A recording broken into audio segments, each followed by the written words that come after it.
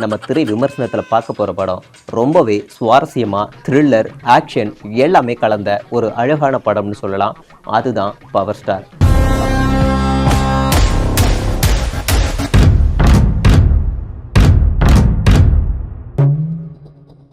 இந்த படத்தினுடைய தயாரிப்பாளர், கதாநாயகன், கதையாசிரியர், லைட்மேன், கேமரா எல்லாமே பவர் ஸ்டார் தான்.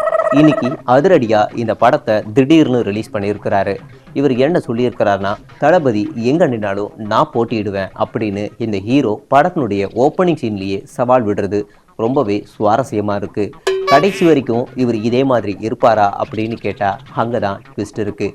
இதுவே ஆடிக்கு ஒரு வாட்டி, அமாவாசைக்கு ஒரு வாட்டி தலையை காட்டின மாதிரி தான் இந்த ஹீரோ வந்திருக்காருன்னு நெட்டிசன்கள் எவ்வளவு தான் ட்ரோல் பண்ணாலும் அதை பற்றி கவலைப்படாமல் என்னுடைய இலக்கு சூப்பர் ஸ்டார் ஆகுது அப்படின்னு முதல் படத்துலேயே அவர் சொல்லியிருந்தாலும், அதே மாதிரி இப்போது தளபதி தான் என்னுடைய எதிரின்னு சொல்லக்கூடிய காட்சிகள் பார்க்கும்போது சிரிப்பலையை ஏற்படுத்துதோ இல்லையோ சுவாரஸ்யத்தை ஏற்படுத்துது.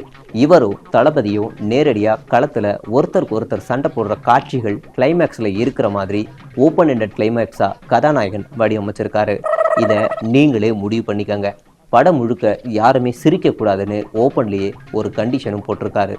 மொத்தத்தில் இந்த படம் பவர் ஸ்டார் இல்லை காமெடி ஸ்டார்.